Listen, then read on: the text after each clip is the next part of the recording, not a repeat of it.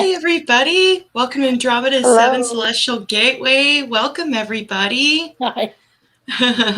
So we have Julie May, one of Julianne's friends, and have worked together on the Maia Movement.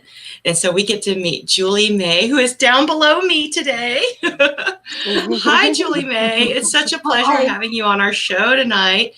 We appreciate you taking the time to share with us what it is your gifts and talents are and how you can assist others through your programs. So we're really excited to learn more about you. First, I would like to say hello to everyone in the chat. Mandy Moo, hey girl, we love you. Hi, Mandy. Audrey, hope you're feeling better. Feel better. Get to feel better. And we have Brenda, Milky's mom, Elderberry, hey, what's up? Michelle Dunbar, Delaney Pearl Jones, hey girl, and Johan, what's up, Johan?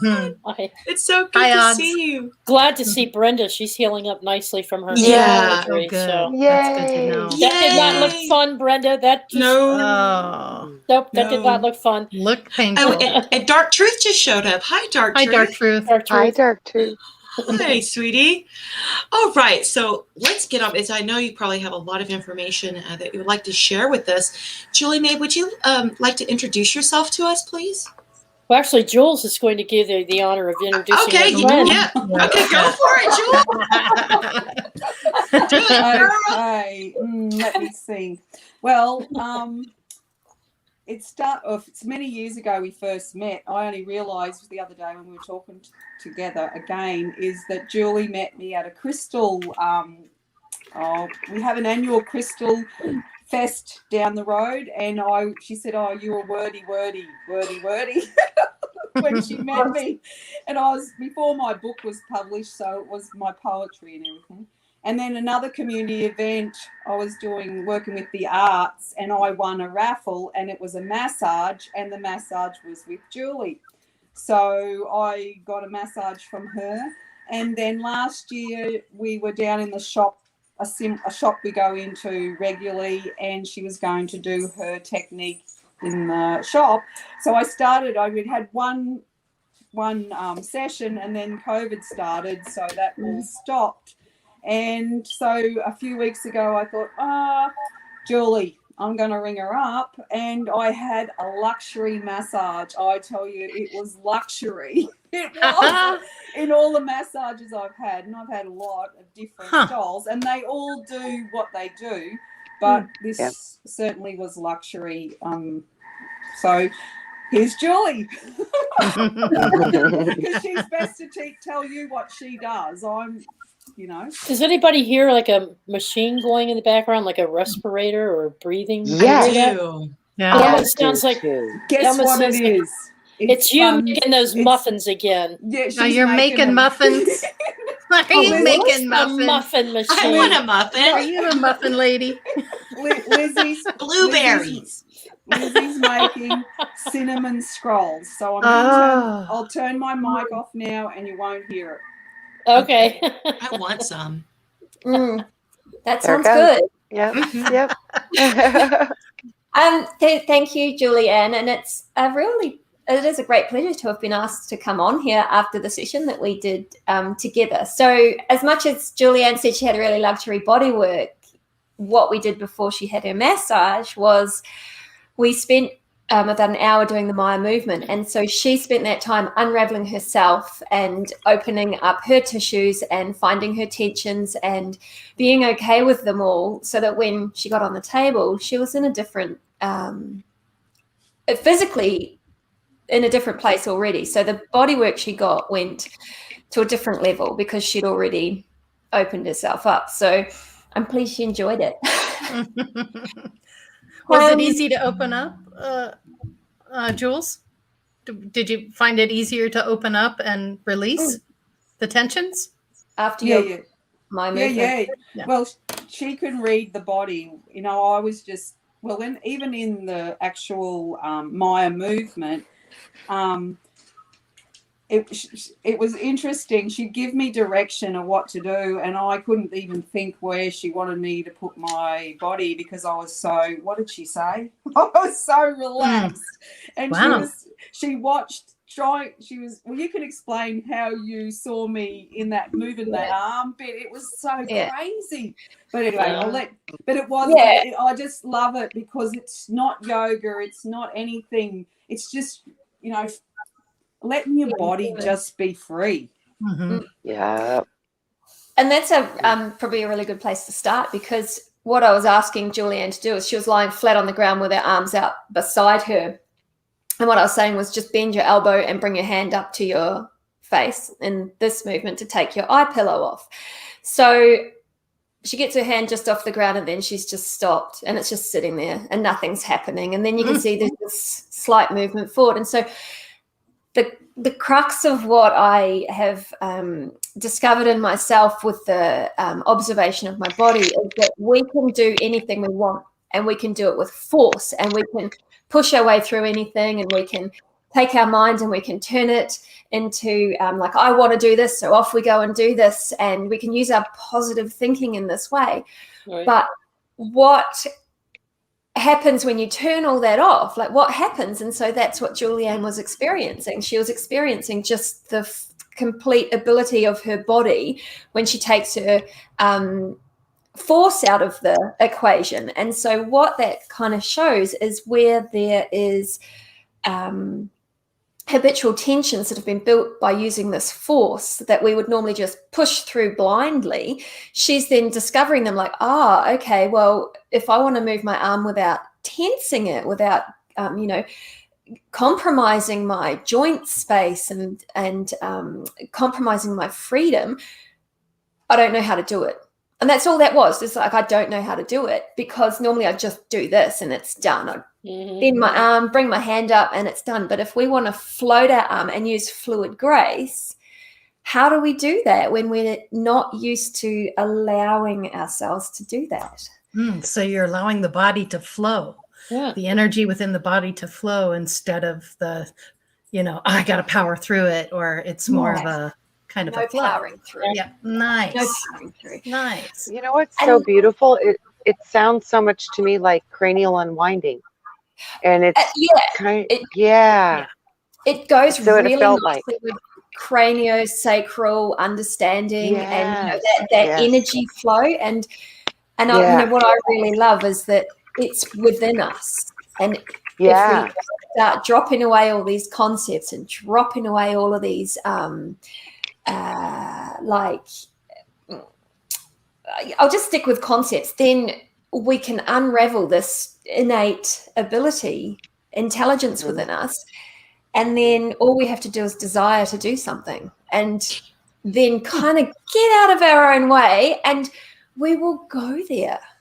And for me, I just feel like I would rather spend more time in the water, because I've lived on the beach and near water. I prefer being in the water than walking on land. Is this? Yes. This sounds a little bit like what you're saying. Is like, because when you're in the water, you're just like, hey, when I get on land, I'm like, jellyfish. Jellyfish. The jellyfish. Yeah. So to me, it's inside us. We are the water. We are the ocean. We have tides. We have flow. Yeah. And the jellyfish is actually the image I gave to Julianne, the imagination I gave to Julianne to kind of marry the breath up too. So you've got the rhythm of your breath, which you feel and you observe for. And then I just say, bring an observation into your mind, like bring an imagination of a jellyfish. It's opening and then it's releasing. Now we live under gravity, so that release has to be us falling. There can't be a control to the exhale, because otherwise we're not pumping like we should be. And this is circulation, this is energy, this is the flow of life. And so to me, it's exactly that. It's the internal ocean that we all have that is it's a good way to put it. Yeah, excellent way. And our bones are floating in that, or should be floating in that. But when the muscles are habitually tight through either, and this is through experiences, emotional traumas, psychological, situations, or repetitive strength training, dare I say it. When we lock those muscles on, muscles are designed to draw the bones together.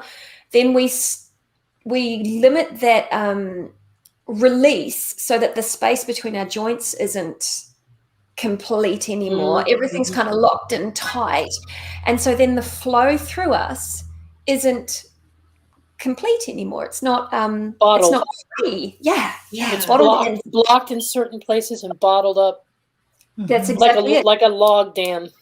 I know if I over exercise, my muscles will lock up, and then the next morning I'm like, oh, I can't move. And I did all this exercise yesterday, but I can't move because there's no flow. There's no free flow anymore. And that's very much I've experienced that because I love mountain biking, and I experienced that mountain biking one day because sometimes, you get off your bike and it hurts. You've got sore groins, sore knees. And I thought, what's happening here? And so I lay down on the ground, and one of the things we learn to observe for is, it's that wave-like rhythm of the breath, the water displacement. Lungs are air, they fill, displaces the fluids. Every joint should be articulated with that wave. And so when I'd gone cycling, everything's about tension in the legs. You're not grounded, you're not touching anything, so there's no rebound. It's all pulling and pushing. And so I lay down after I'd gone for this mountain bike ride, and I thought, I'll see if I can find that rhythm in my knees. I couldn't find it for about 3 days. Yeah. And I thought, cool. The first couple of times I did my walk into town and back, and I should have worked myself up to it gradually. I know better, but I was desperate. I needed supplies. You do? So I went out on foot, and I did my first one was 6 miles, 3 miles into town, 3 miles back. And by the time I got home, I felt like I had been horseback riding for the first time. You know how that feels? Oh my gosh. And as I came up the front steps and I started walking around the townhouse, I was like walking like John Wayne, with my legs were bowed out. I was like that for 3 days. Yeah. And 3 days. And I couldn't sit. I got Charlotte with cramps. Those muscle cramps. Oh. Yeah. No. And so just stretching. You stand against a wall to stretch it out. Yeah. And see, that's the other side of it. Like, as much as I don't think we should be putting force into things. I also think stretching is kind of a moot point because the muscles are designed to go around the bones.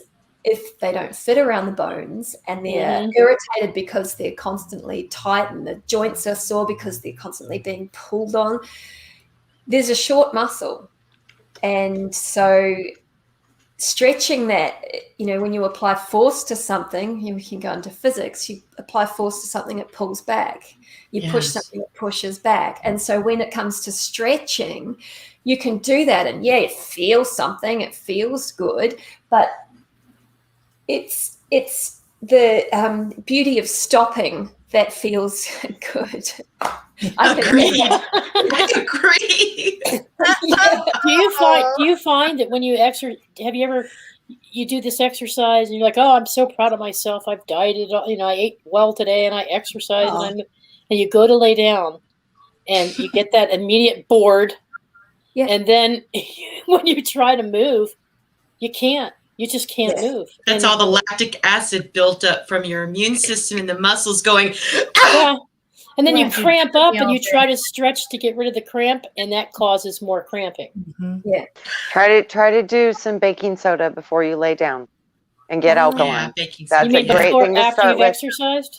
After you've exercised, do some baking soda to get, and then also too, you got to figure too, that could be a lot of a potassium or mineral deficiency that you have, Pedialyte, like Gatorades. That's why the athletes always do that, because it prevents that cramping. And that's primarily from potassium. I take a potassium tablet every day. You know what though? You might have been moving things through your body faster than you had been for a while. And so it created a lot more acid because you were moving things and pumping things. And Yeah, What that's do a you lot do? of Put the motion. baking soda in water and drink it? Yeah. I do that 3 times a week. I already do the baking soda flush 3 times a week. So yeah. What's I the have flush to. though? Is it 2 or 3 glasses, or is it just one? I just do 1 glass. I do a little 6 to 8 ounces with a teaspoon. Teaspoon's what I do. Yep. Yeah. Mhm. I'll give that a try. Thanks. Neutralizes the acid. Yeah. I learned something new already. It works with acid indigestion and stuff too. A lot of people have great success with that. It's amazing. Amazing. Yeah. But that I have Yeah. used baking soda for. Yeah. Yeah. My grandmother. Yeah, it used really to do works. that. Mhm. Yeah, You know it sure what? does Our for me. grandmothers knew a lot, didn't they? Yeah. They, Yeah, drink because baking soda yeah. waters. You're like, don't we use that for cooking? You know, no, they knew the secrets, you know, and we're tapping back into, you know, our mothers and foremothers' knowledge now, and it's time. It's time to Oh, tap yes. back into that. Agreed.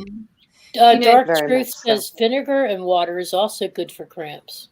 It Yeah. is. But Yes. see, I do take the. Yeah. Of course, I'm out of it right now, but I have apple cider vinegar, Yeah. Yep. and I put that into a teaspoon, just a teaspoon, Yeah. into an 8-ounce glass of water before I go to bed Nice. Yeah. every night at the end of the day. You know, And it does help. And like you guys are speaking about indigestion there, and I really want to share, like, with, you know, the whole idea with Maia movement is finding that health and comfort from the inside out. And so when it comes to indigestion, this is something I suffered with severely until I was about 35. And I mean,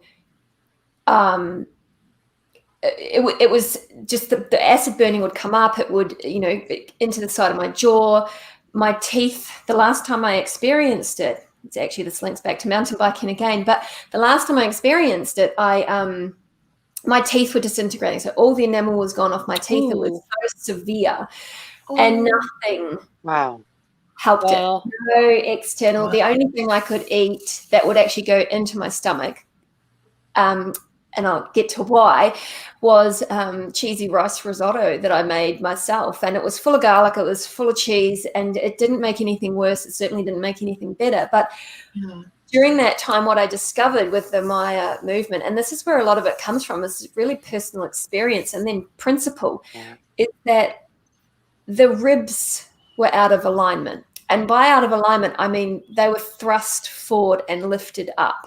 Ooh. And we're all like that, so don't get excited.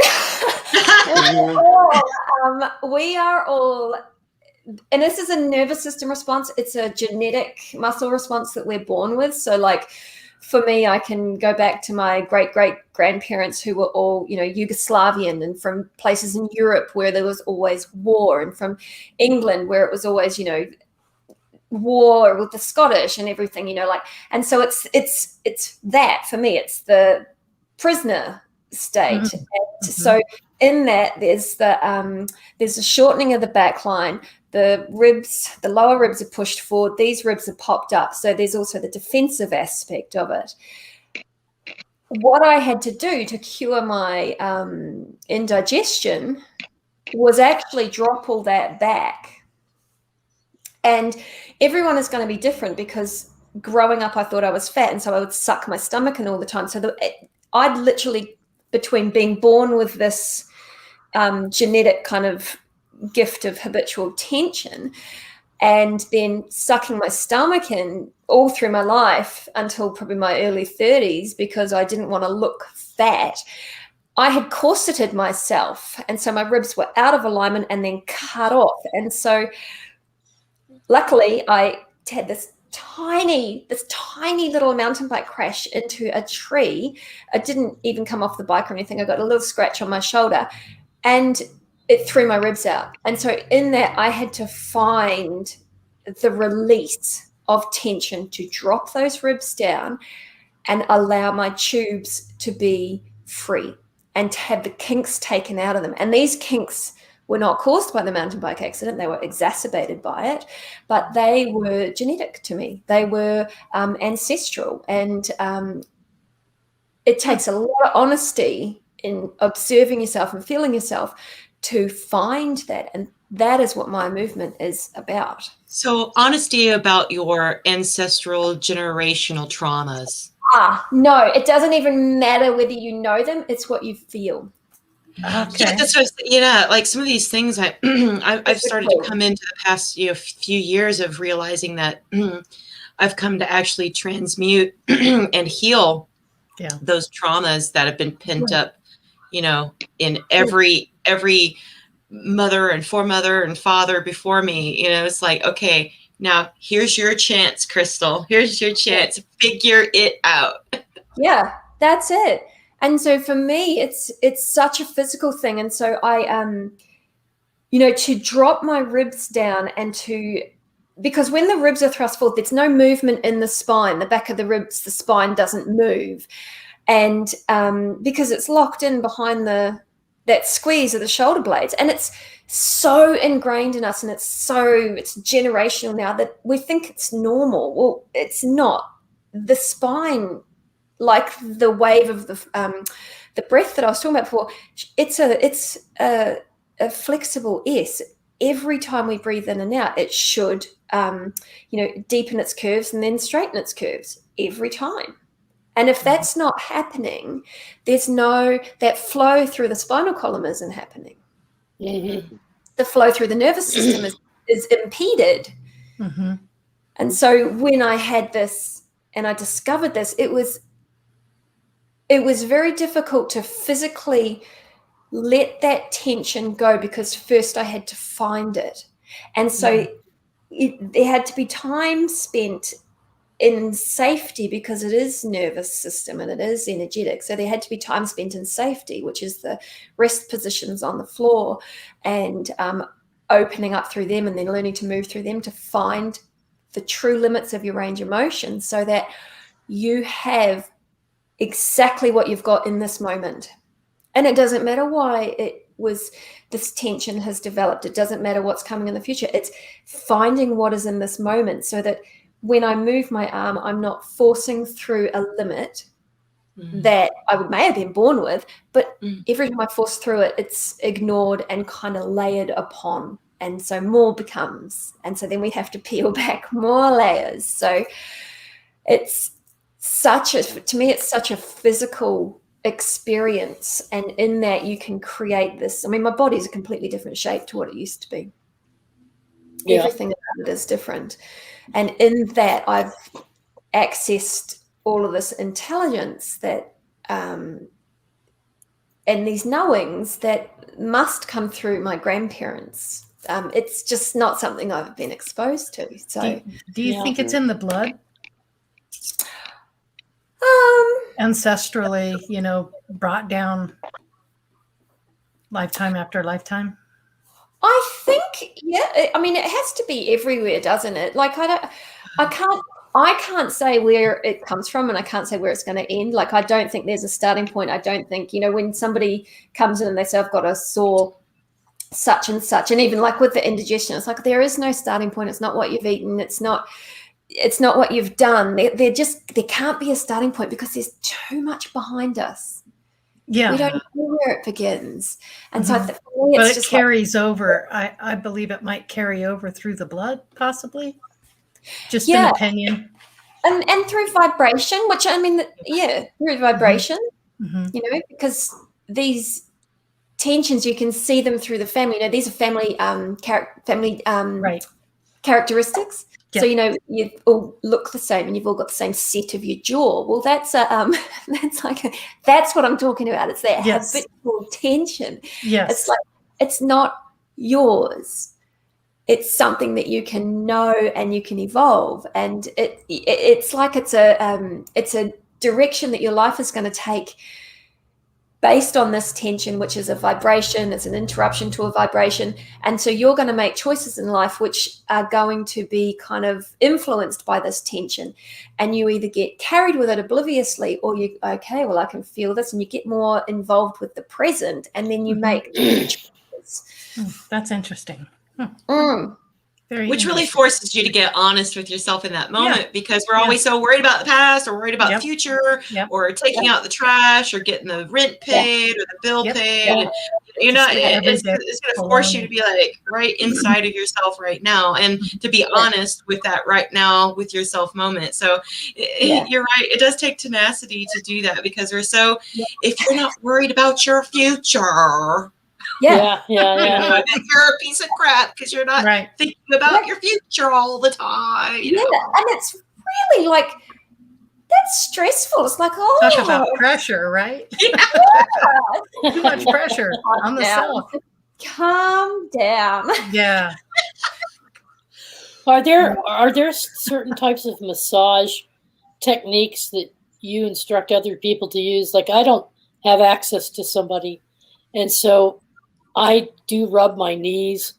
I use my fingertips and I go in circles around my knees. But are there exercises, self-massaging type exercises that people can use? I'd like to know more about them if there are.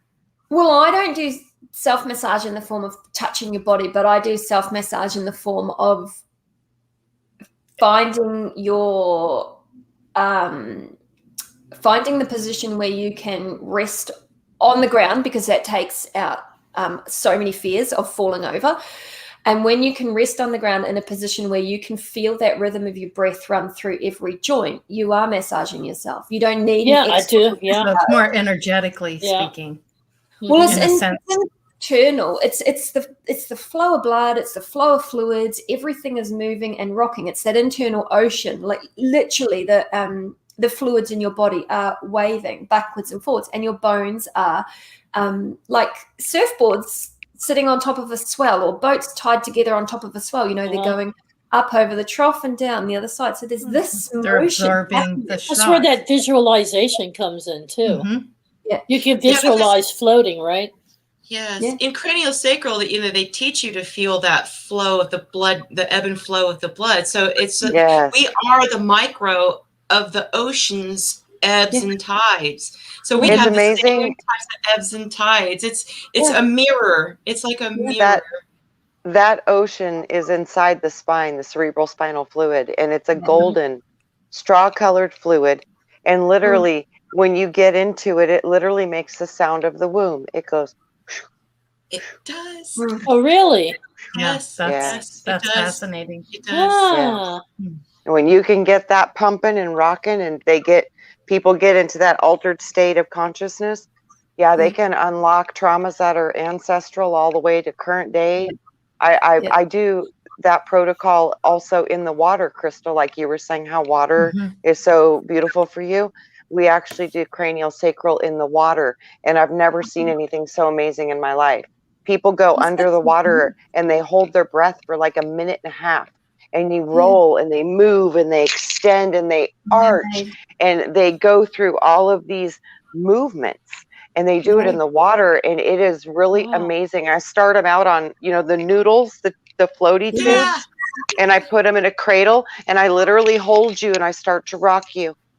And then after that, then I sometimes I work with a partner, and if not, I grab a hold of the sacrum and the base of the skull and start to run those energies and help that rhythm start to move. And then the body just starts to unwind, and it starts to spin and move. And it is the most beautiful thing I've ever seen in my life. It's so powerful. I had a gymnastics injury in my neck when I was about 14 or 15 years old. So I had this chronic kink in my neck, and it was bad. It was like I always felt like my neck needed to be popped. I had this constant just pain. But I'd had it for over 20 years. And when I went to school, and my friend who I met at school, who became my partner, we do a lot of healing together. She literally was a cranial sacral wizard. She'd been doing it for a while. And she got to work on me in school, and she literally healed that injury in my neck in one session. Wow. And I had that pain in my neck for 22 years. Oh, wow. Yep. And it was gone. So Julie, I have a question for you.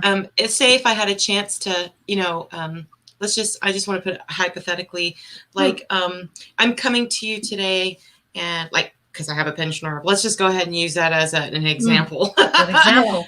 How would you start? Where would you start? On the ground, correct? Yeah, start on the ground. So this is you doing like everything. So all I would do is get you on the ground in a supported position with a pillow under your head so that your chin's not thrust towards the ceiling, which is very common. Goes along with the lifted ribs. So you get a pillow of that height flat just under the back of the skull. So there's space for the muscles of the back of the neck to lengthen and allow that spine, the neck bones to kind of flatten back almost without being flat. And then I would support the legs. So the knees would be bent and the feet flat on the floor, and support the legs with a belt so that there's no reason for you to be holding any tension in your body to keep your legs upright. But they come up to release the pressure on the lower back, which is so relevant to a pinched nerve in the neck.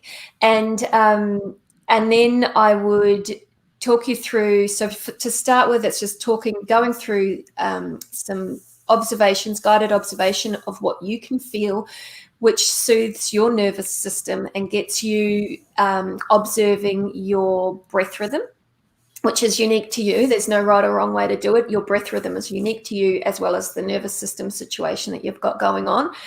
And then we would go into, after we've got you having released some of your like surface level tensions and got a little bit more weight resting on the ground, then we would work into some neck movements, starting with the eyes. So not starting with the neck, and as I said, there's no stretching, but it's movement that allows for a softening of all of the tissues around the neck, a release of the jaw, release of the upper ribs, which all lengthens the back of the neck, which makes space for your bones. Which almost sounds like a vagus nerve reset. Yeah. It is everything. It is. So one of the things that I've learned through my life is that labeling and isolating and this is the hardest thing for me with explaining my movement is there's no one thing, it's everything, because the physical, my understanding of it is that the physical is an expression of the universe. Yes. And so everything, all of our emotional, spiritual, psychological, it's all come together and it's developed this density, and it's developed its density based around the vibration of the history of me, of the genetics of my family, and then there I am. And so for me, there's everything. There's no, they're just, and I love, like the vagus nerve, and I've learned all about that and stuff, but it's everything. Yeah, and it's everything. It kind of has to be, because, like you said, the universe conspired for us to be here. Yeah. Mm-hmm. Yeah. And I just love the physicality of it, the physical, this is the physical expression, the thing with the rib thrusting forward and that's the posture of defensiveness, and the same posture you get when you're frightened by something, like there's a survival issue. Mm-hmm. The body responds and there's a posturing to it. Now, I think what I learned with that rib cage thing is that we're all in that posture all the time. Nobody ever releases down out of that. And even I've still got like all these tensions up through my shoulders. But the journey is always about finding another tension that you can let go and letting it go. And for me, that's the adventure into yourself, the adventure into your energies, your power, and your freedom. There's no right or wrong. It's like, what do you feel? How's it moving you? And enjoying that. Yeah, because we live in a society where F your feelings. Just go to work, pay your bills. Bury them down. Yeah. If you show feelings, you're a big fat P, and things like all these, what do we call them, societal labels on, judging somebody for stopping breathing and seeing how they feel, a check in on themselves. Yeah. You're not taught that. You're just taught to just go, do, be a human doing and not a human being, Yeah, and do it this way. Don't step outside that. And, one of my greatest things, and I was born into a family of this, and then I chose teachers who did this to me, is that they all seem to tell me everything you've said that's come out of your mouth has been wrong at the wrong time, said in the wrong way. I'm not ready to hear it, and that I've done it. I've offended them. I've ruined their entire life. Like every family member and every Wow, and so you got a lot of power, Julie May. A lot of power on you. Talking has been really hard, and I'm thinking at the time, I'm thinking, I thought that the whole idea was that we accept other people as they are, and like, because that's what we want. And so I'm thinking, how can you be blaming me for everything and in every different way that's gone wrong in your life? Oh, I've done that. It's easier to blame other people. Right. It's easier to shift the blame on other people than to step up and say, what's wrong with me and what do I need to fix? And it's so easy to see the negative side of people instead of the positive side. It's the difference between walking up and going, what's your problem? You look strange, versus, hi, my name's so-and-so. Who are you? Yeah. Hear them out for 10 or 15 minutes. But no, we have to assume the worst in other people. That's the problem. Yeah. And that's been I think, it affects your health. It affects everything, you know? Yeah. It does. Yeah. So. Well, you have a really nice, Jules said she got the best workout session with you. What was your workout session like with her, Jules? There's nothing to say. You mean, but you did it all yourself, didn't you? You did it all yourself, didn't you? Yeah, that's right. You just lay on the. She gives you direction, and you just like you're just a jellyfish. Yeah. It's simply. I think people want to know, how do you get to the jellyfish stage? Yeah. Without getting drunk. Yeah, how do you do that without How do you become a jellyfish? Without substance? I'm a jellyfish. Well, I did it before I got in the before I come. Ooh, that's a doggy. What's that? That's Trina's. Trina's beautiful dogs. Yeah. There you go. There he is. He's very vocal. He's adorable. Yeah. He's adorable. And he talks very vocal. Julie's got two beautiful Yeah, that's my dogs baby too. girl. That's Zodiac. Oh, that's Zodiac. Okay. Yeah, that's She Zodiac. always has something to Oh, you add. have two? She really does. Yeah, I have Yeah. two. I have Cody Blue and Yeah. Zodiac. Yeah, Cody and Zodi. Yeah. Mm-hmm. But Julie, Yeah. Julie May, you have huskies? I do. I've got cattle dogs, a Kelpie and a border collie, a short-haired border collie. Okay. No. I love the border collies. Border collie, and she is a queen. Oh yeah. She also doesn't do any sort of authority or understanding of specific words like come here, sit, stay. Yeah. Neither does my Catahoula. No. She is a princess hound. I totally understand. Yeah. Do you now? Can we? You have a website. I wanted to show it on here if we have time. Yes. Yeah. Yes. Lori, can you do a share screen? It'll take me a minute. Yeah. It's So her. I do have a website set up, and that's mainly for my massage business to link my shop so people can book online and things. So it's very basic. But what I've trying to do is link it across to, I've just set up a Teachable on the Teachable platform, which is an online course platform. Okay. So I've set up on there. It's got a few little free courses, not courses, but little videos to get you into the jellyfish mode and start you learning to observe without any sort of intention or expectation and without trying to achieve anything. It's just it's being okay with where you are. And that's being okay with being in pain, being okay with things not working. I've been thinking recently that a lot of it is about the fight that we have that things should be different. And so there's a link to little videos which will take you through some basic positions and understandings of why. And then I'm getting online this afternoon. Each week I'm going to do video or a little course module which will take you through like an hour class, which would be what I would do if I had a group session going. I'd do about an hour class. Mm-hmm. There'll also be a 40-minute audio which takes you through the basics, so the initial rest and reset position of using a posi ball and a yoga block.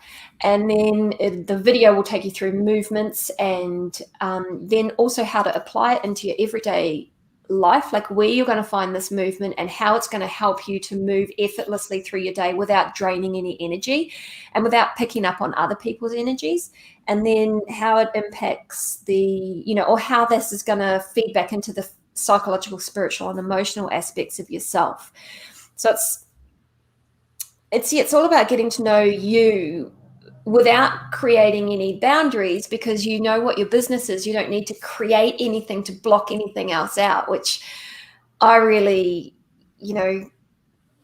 we should all be free to do whatever we want. And if we want to be accepted, then we need to accept other people are going to do what they do. But we manage ourselves with what they give us. We manage ourselves. This is my thing. So I can't have ruined everybody's entire life. Well, didn't you just roll into my reality time in the day? Yeah. My goodness, you hit the nail right on the head. To do this. I've been trying to figure my thing out because I'm empathic, and I've been taking on my mom's colon surgery and my my friend's dad's shoulder surgery and pain, and then I've got this, and I've got it's all stacking on top of me, and now I got a pinched nerve.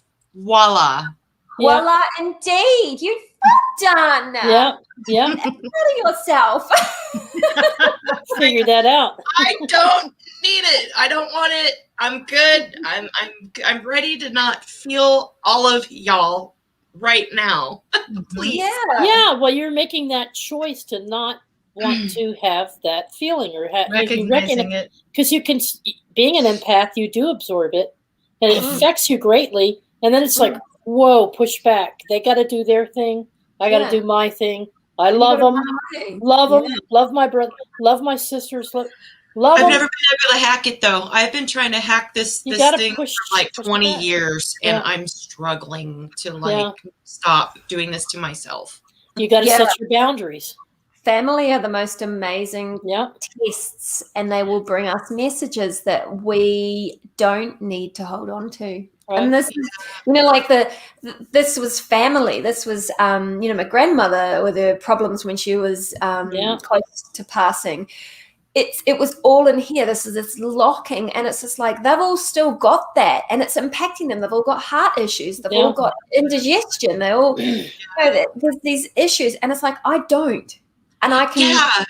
I've let this go, like physically. No cutting. I've just physically owned this, and I've gone, okay, well, why am I holding it up? Like, why would I do that to myself? I can actually just literally let the weight rest on the ground, let my bones take me, and I'm fine. And then when I come around people like that, like when COVID first started, and I went down into, so the rib thing happened about 6 years ago. So I haven't had indigestion or anything for 6 years. And so I went down into the town, and I had to go to the post office, and I came out with this heavy aching ribs and chest and lungs, and I'm thinking, what, am I dying? Have I got it? Oh my God. Anyway, it turns out no, I don't. I've just been picking up on everybody. I've been picking up on everybody else's fear, which is this. Yep. And I'm like, I've just come back up again. I can literally, put the ribs back where they're meant to be, leave them alone, leave them there. And then all of that circulation happened. Because the ribs pushing forward, like on a survival thing, the ribs pushing forward and shortening, it shortens through the groin, preparing the body to run or fight. It pushes the ribs forward, which pushes the breath high, preparing to run or fight and feed the muscles. So then the circulation in the lower lungs isn't happening. And so then you get the heaviness, which is, the fluids are kind of probably starting to build up. Like, I'm not going bronchitis. I'm not saying pneumonia. I'm not saying anything like that. But I'm saying there's not the circulation happening in the lower ribs because it's not meant to be. I'm now in survival mode. This is exactly what's meant to be happening. it's a vibration that's come from the surrounding people. It's not mine. So I'm like, okay, I feel this. This is heavy. Is it mine? It's like, well, do I need to be holding my ribs up here? Well, no, I don't. So, I can rest. Oh, there we go. Problem solved. And I'm like, there we go. As soon as you know it's not yours, you can let it go. That's is it. This me or is this someone else's? It's someone else's. Okay, I can let it go. But my thing is, it just keeps happening. Yeah. And it's so what's happening is there's still habitual tensions in your body which haven't been released. And so whenever you come around somebody else, and really the only person who can release these is you. When you come around somebody else, and especially family, because we're so much closer to them and we're so much more impacted by them because we're meant to be learning from them. You're here and wherever that may be, but as soon as you're around them, then it presses on those nerves and it irritates you, these tensions again. And you become aware of these tensions. It's not yours in that sense. However, where it's irritating, it is yours. That's what you can soften and let go so that next time you come in, they can do what they do and they can be who they are and they can drive you nuts. Your irritant is gone, so there's nothing for them to press on. Okay. Yeah. And so it's when you like the Maia movement, it's all about finding your tension. If you're lying on a floor in a room, propped up, no one's touching you, so there's no other, there's no one pressing on any nerves. You know what it is to have a massage and people press on your nerves, and sometimes it's really irritating because you don't want to deal with that. Well, no one's doing that, so it's all you. So if it's irritating, it's yours because it's all you. You're lying on the floor, feeling yourself, and it's you. Whether it's caused by someone else or not, you're doing it. You're holding this fight or refusal or denial. You're holding it, and that's okay. It doesn't matter, but it's other people can only impact you if you've got that tension or resistance there that can be. It's like it fights or it's irritated or and I think this is the same for people. It's the same for food. It's the same for everything. If there's a tension there, if there's something that can be irritated because there's a block and so the flow isn't happening, then you will feel irritated. Yeah. And I just it gives you so much. This is a really important message for caretakers too. It really is. For caretakers that are taking care of sick or elderly folks or hard work. It's hard work. I had 2 or 3 at a time. My mom and her cousin and her cousin's husband, or I'd have my mom and another cousin, and there was always 2 or 3 in the house, not 100% of the time, but a lot of the time. Yeah. And I tell you, through osmosis, you end up getting what they have. Yeah, just because you're around it so much, and it's almost ingrained in your DNA. And plus you have genetics going on there too, because they're all blood relatives too. Yeah, absolutely. So that puts that in your chemistry. Yeah. I think that psychic protection is a really big deal, because if you imagine that and you put the intent out that you have that psychic shield, so to speak. I've done the shields. They don't work for me. Yeah. Really? They don't work for me. Wow. I used to be a massage therapist, you guys. It didn't work for me. Every day, so you pick up on purple everything. pyramid around me. And, they're not going to do it to me today, buddy. Yeah. Still, you pick up on it. Yeah. You do pick up on it, but it's, and see, this is like, I agree. I don't do anything to protect myself from anybody. And I don't, and okay, so if it's come up and it's irritating us, it's something that we have to learn from. So it's not bad, and it's not that it's not ours. It doesn't matter what it is. It's like if it's come up like this, like people telling me that everything I say is wrong. No, if I have spoken and I have been in a situation where I've been able to respond to something you've said, and I have said something and you don't like it, it's not because I'm wrong and I'm out of place and I'm out of time. Like, how can you put those limits on something else or someone else? Like, how can we control this much of the world? The only thing we have is here. It's controlling yourself. Yeah. And I'm like, it's driving me nuts. And it is driving me nuts because I want to be right. And they're like, and I'm like, oh yeah. People got that need to be right all the time. Yeah. Delaney has an interesting comment in here. Write a letter. No, she's talking about when you're dealing with an emotional person. Write a letter stating your separation from them emotionally, and either give it to the universe or burn it. Yep, I love that, and I've done that. It's a good idea, and we can Mm-hmm. master transmutation of everything spoken to us. Yeah. Exactly. You don't let it affect you. No, and you take it in, and if it does irritate you, you've got something to work with. If it just washes over you and you feel nothing. Yeah. You recognize it. I'm being irritated right now. Okay. I don't have to be irritated. I was worried if my feelings were hurt because we had a troll issue the other day. Actually, no, my feelings aren't hurt. I'm good. Like, I'm good. I don't allow people to hurt my feelings. Right. Right. So I need to transmit that attitude to when I'm when I'm out grocery shopping or whatever. I do put it out there. I do let them know. Unacceptable. Yeah. Yes. I do put the boundary up, and then I leave it. Yeah. I put it out there, and I'm like, you made a choice. You go do your thing. I got my thing to do. I love you. Yeah. I wish you well, but I'm not going to absorb it into my psyche and my I won't energy allow anyone to hurt me. That's what it is. Can't hurt Doesn't me mean I don't love you. If I let you. Only if I'm I let you. I'm not gonna go, oh, keep it up. Yeah, keep it up. Yeah, that's fine. It didn't happen. No. But what I'm saying is I need to kind of transfer that kind of how I handle that situation into, I'm taking on everyone's physiological issues onto my body. Yeah. I'm transplanting I'm taking it on. So I kind of need to I need to sign up for some classes and try you out and see how we can work together and get through this. I'm ready to get rid of it. Because it's just that we're taught that we don't have this, so much we're taught that we don't have this power.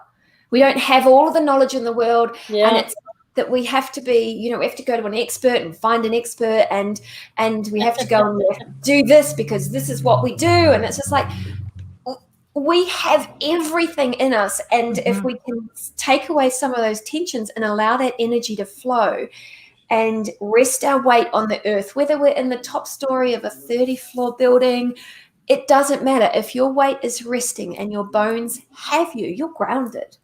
Yeah, true. Yes, that's true. If your muscles are tense, and tight, what happens is the muscles lift you up and they carry you around and your bones are just kind of dragged along for the ride because they're not taking your weight because the muscles are never releasing into them. It's so effortless. That makes sense. Yeah. And then everything is flowing and you have that rhythm and everything is pulsing. You've got that beautiful golden fluid in the spinal cord just pulsing and like a tide being pumped every time. And it's just, if your muscles are holding you up, there's tension, so there's something to irritate. And there's also lack of flow. So you have within you're creating a draining and you're creating a build-up. And so eventually you need to go and do something to get rid of that build-up of energy, but you're still drained on the other side. It doesn't, unless that imbalance is, the balance is brought in, which is the muscles and the bones working in harmony, then there will always be a draining and you'll end up exhausted. And you don't want that either. Yeah, no. I've been kind of tired today. I've basically been just said, well, I'm checked out. I'm just gonna sleep. Good. I just slept with my dog. She knew this morning something was wrong anyway, because as soon as I got moving around a little bit, I was like, no, back. And she just got up there and put her paws across me and was like, No. dang, what's wrong with you, lady? Yeah. You know, it's not normal. So I was just like, hey, you want to just sleep in the bed with me all day? Okay. So she just. Well, Julie May, how can we help you here? I know Jules has told you that we're a gateway, a community gateway of people all over the world that have services that they provide, others, consultation, products. And we do have a portal website. It's an international portal. And we can add you into our community portal. And that way you can link up with folks there in Australia as well as New Zealand and even here in other places if you're doing an online program. So when you've got your materials together and your links set up, we can build that in. We could just add it in as a page that automatically connects to yours. Thank you. That's awesome. Bring you in as a reference. And then I think it'd be lovely. Yeah. If you occasionally do a workshop or have something new you want to share with us, you could come on and share it with us. And it's all about sharing information and knowledge, and everybody has a different piece of the pie, a piece of the puzzle, and everybody has a different approach, but some things resonate with some people, and you know, you never know when you're reaching out, and so you'd be a resource within our community, and from time to time you could come on and share some things. So we can certainly post this so that you have friends you want to share it with, and that'll get the word out there locally. You know? Yeah. And this, you know, and the thing that I love is that once you feel in your body and you really claim and you own this, the rhythm of your breath. So there's no, and you're kind of, there's this beautiful song that's called Grandmother Sphere. It's on one of my massage playlists. And he says in it something about the bliss of the thoughtless breath. And I'm like, that's it. That's what I do. And once you have that, the bliss of the thoughtless breath, you know, that is presence. That's 100% present in this moment. Like you can't be, there's no control on the rhythm, the universal rhythm that moves through you. And so once you have that, you can share that with anybody because you understand it, you felt it, you know it. And so for me, it's just like, you know, every little bit that goes out is helping people to move closer to that, like really get down underneath the concepts. Yeah. I got rid of I remember there was an experience I had with, I felt like I was maybe getting a little bit of a cold flu thing. And I was like, I'm not feeling right, you know? So I went out to the earth and I stood barefoot and I did a circular breathing thing to imagine that there was a ring going out and through the earth into me again with my breathing. And I was better. I did not get sick. I like that. So beautiful. I didn't get sick. Everybody was getting sick. I was like, I don't want to get sick. I just got to figure this out. So I pulled the energy up from the earth, pushed it back out to the universe, back down like a full circle feeling. So I was just like in that first circle of like breathing and breathing in the circular pattern, and it was gone. Love that. That's great. So, well, anyways, by adding you in, you might be contacted by other show hosts too, because everybody that you see here has a YouTube channel of their own. Crystal has one. Trina has one, Jules has one, Lori has one, and we all come together like this. Sometimes we have 6 or 7 or 8 people up here together, and they're all from different YouTube channels. Yeah. And and they will have, some of them will have heard you tonight. Some of them will share it out with others, and they'll get to know you if you come into the chat rooms to the various programs that Jules can tell you. Milky Way Soul Tribe is another one. Slightly Slanted Steve. They all have different emphasis on their programs, but you might get something out of it and be part of the community and get to know folks. And then one of them might contact you to bring you on. You never know. So that's the whole idea behind the gateway. Spread your knowledge, spread your knowledge out to people who are ready to receive it. Exactly. She makes great sauerkraut too. I love sauerkraut. I love it. Recipes on there. Not me. I'm sure it's delicious though. And actually, she brought me over some basil. Oh no, it wasn't. It was weed pesto, wasn't it? Yeah. Ooh. Not Yum. weed, but weed. Yeah. Are you saying weed? There's a Yeah, that's difference. on the lawn. Are you saying? Did I hear weed? Weeds. No. Aha. No, it was like Yes, you explained what was in it. It was Oh, bloody beautiful. well, it was a range of because we've got lots of macadamia farms around here, so lots of it was Yeah. macadamia nut, and then it was I put Cobbler's my pegs. preserved Yum. lemon, and then cobbler's pigs and chicory and just a range spinaches, rockets, like a whole That bunch. sounds And lovely.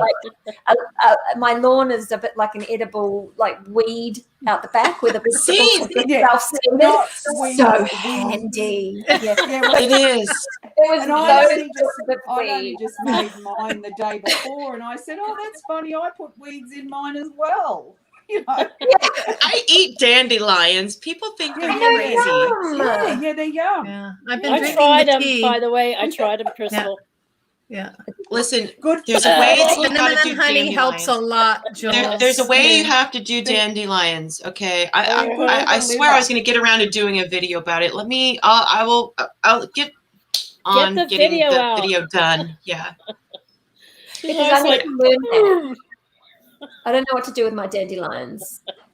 Oh, it's so easy. There's a couple of Okay. different ways you can do these. I mean, you can just throw these in your salad with a raspberry vinaigrette with, your apple cider mother, a little salt, little pepper, things like that. Oh, yeah. Or, you know what I'm saying? You could just toss it like that. Or Just you could do it a really unhealthy way and Deep just do fried a flour. battered, like a tempura battered sauce.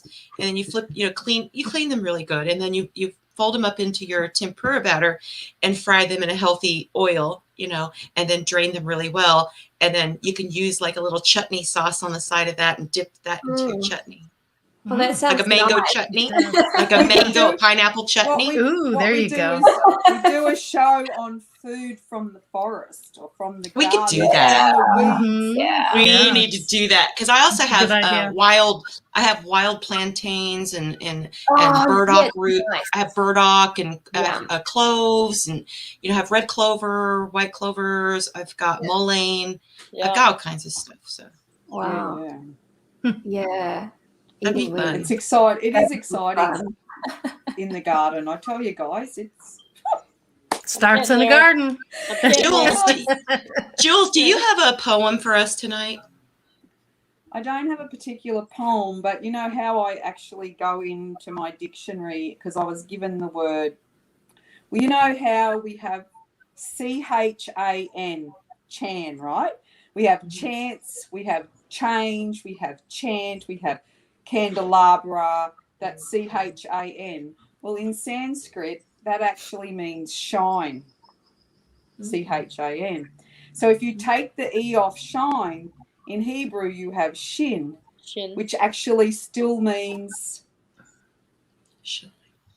shine, if you look at the symbol of it. But also, if you look at the candelabra, which is the Hanukkah, right?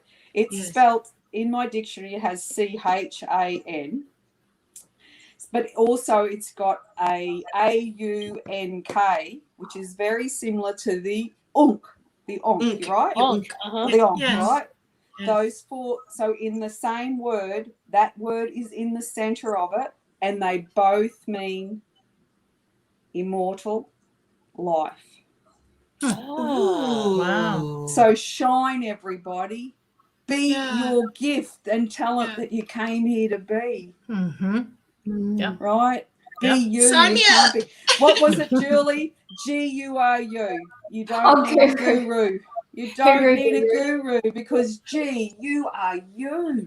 Gee, you are Yeah. you. That's There it. you are. You don't need a guru. That's right. Yep. No. No. You know, That's- so you know, You are your guru. that's Yeah. right. Yeah. Yeah. And Yeah. you are and are you are in that, and you are is light. And are you is gateway. You Mhm. are the light, shine. You are the gateway, shine. Mhm. We've come from, searching out gurus back in the day in India and ashrams in Tibet and things to realizing, oh, it's right here. Yeah. That's right. It's within yourself. Yeah. It's within. it. Yeah. Yeah. Yeah. Thank you, everybody, for being you. Oh, Thank you. Yeah. thank you, Jules. Mhm. Oh my gosh. Thank you for introducing Julie to us. Yes, Appreciate it. Absolutely. Another Such a Jewel. pleasure. Jules. So we'll have to connect you with the Crystal Quartz Network and get your sites and things, and so people have access to the services that you provide and the classes that you have, because I would definitely like to work a couple of sessions too to and I mean, we can do one-on-one, or you can just log in. Okay. It's very relaxing. But one-on-one, if you've got that initial problem, that might be a good place to start. But I'd love to do that with you. Okay, excellent. Nice, very nice, very nice. Awesome. Crystal, we have a couple announcements, sweetie. Yeah, sure, go for it, hon. You've got. Why don't you do the one for Nina, the 24th? 23rd? No. Sunday the 26th. What is Sunday? My phone isn't with me. I'm sorry. It's Sunday the 20. Hang on. It's the 6th. It's the 20. It's Sunday, so it's going to be the 23rd. 23rd. Okay, so what we're going to do is, I believe it's this Sunday. Don't count me on this because she just asked me, but we'll be doing a contest and a giveaway as well. So I'll be gathering names for a contest. Oh, that's for Milky Way's show. Yes. Yeah, we'll be doing a contest, and then we're going to be doing the T-shirt party, and that was on this Sunday. The Sunday, the 23rd. Yeah. Yep. So she's going to be on Milky Way possibly twice. She was talking about Friday night and Saturday on Milky Ways for to get to draw a name or a number or something. Yeah. So if you guys want to participate, just make sure you're on that, in the chat over there, so you can get your name out there, and that way you can, win some good stuff. That's right. And then we have the good news, some good news on the playing cards. Yay! The Brian Barnett tribute card decks. Yes. Al finally got a bunch of money in so that he can get the cards out there, but he's still saying order the decks, please. Oh yeah. So don't stop ordering if you've been thinking about it. He's not out of the woods, but he has enough postage to do. He can only do like 5 decks at a time. So and his link is in the description, everybody. Yes. Yeah, it's in there. So, and still through Queen of Quartz too. So either or. Get to him 2 different ways, Right. So good for Al on that. Yay. And then and I think he's going to try to show the cards on Nina's. I'm not sure. I think he was going to do something to show cards, but I'm not sure about that, so don't quote me. Nina has a trail out with Milky Way.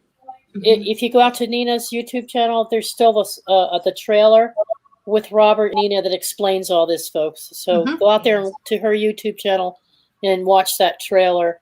Also on Wednesday, now we released a short take too, an Esoteric Egypt, Voices of Egypt with Khadija this afternoon.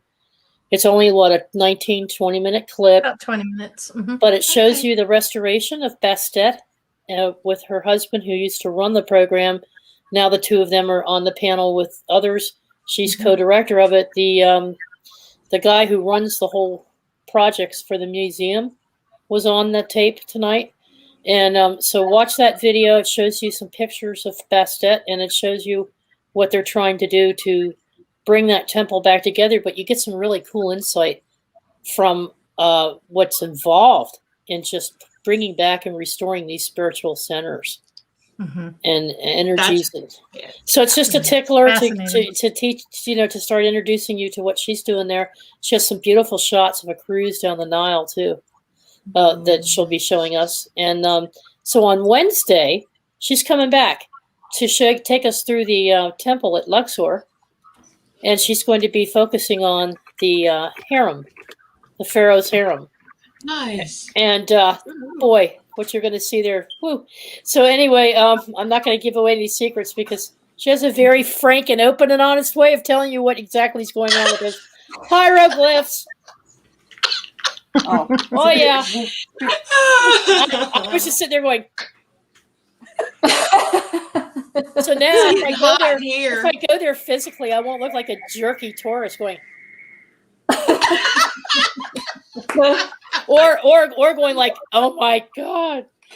So yeah, so watch it Wednesday. If you can't be there with us live, catch it later. But it's going to be a great show because she has a 45-minute video clip that we're going to be, and she's going to be in the stream. I think with an archaeologist. She's helping one of the. Group. She's on a tour right now with the group of people, and one of them is an archaeologist. He's going to talk a little bit about Luxor, and so it's going to be a very informative show. So. Sounds a little tawdry. Only because the Egyptians took She's their a bit sacred, spicy. Their sacred. No, I love it. I love that. Spicy yummy. Don't do that to me right now. Oh, I know, right? Is that what that machine was cranking out? Yeah. So, Jules, between you and Crystal, it's like I know that was torture. There's no hope for me. There's no hope for me. It's gluten free. It's gluten free. It's all even good. better. Oh man, you have to drive past my house to get home. Remember? Oh, I know. She's like, drop a couple off for me, will you? That sounded like a threat. Yes, Teresa, that's exactly what that was. She has to pull off there's a chain on her fender.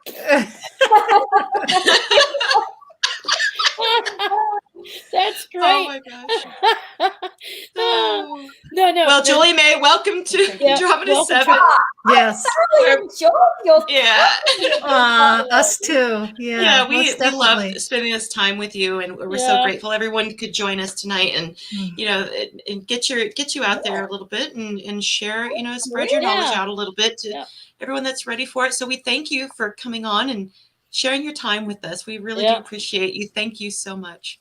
Good to see you, Michelle. Michelle made it in. Hi, sweetheart. Michelle was out. Hi, Michelle. Awesome. Hi, Michelle. That woman has got to have muscles. Rocky jumped in late. Rocky's here? New Zealand. Yeah, Rocky. Okay. Like Hi, Rocky. Gaza Cavs from New Zealand. Well, Julie is from New Zealand. Oh, excellent. Yeah. Alrighty, guys. Well, just go back and rewatch if you guys missed anything. Okay. Yep. And don't forget to check out, Nina the Mystics trailer, and go over and support Robert, and go get you those cards. Oh, and by the way, Rocky Stucci, if you didn't catch his show live, it was the funniest thing I've ever seen tonight. Because Donna were on there, and Donna, I'm not going to give it away. Donna's doing a voiceover, and you've got to okay, just go check out the channel. Just go check it out, and he has a really good announcement in there too about some fantastic opportunity. Yet another fantastic opportunity for him. Yeah. He's got some paranormal stuff he's looking into, doing a whole paranormal I want to do that series, and then he's got this other thing. And so go listen to his show if you get a chance, because it'll crack you up. I've never seen Donna Fiducci like that ever. Yeah, it was great. I was on the floor. So anyway, thank you all very much, and we love you. So much, you guys. And healing and love to anyone who needs it out there. Okay. Yes. All right. Thanks for being with us. Thanks, everybody. Bye everyone. Bye. Bye.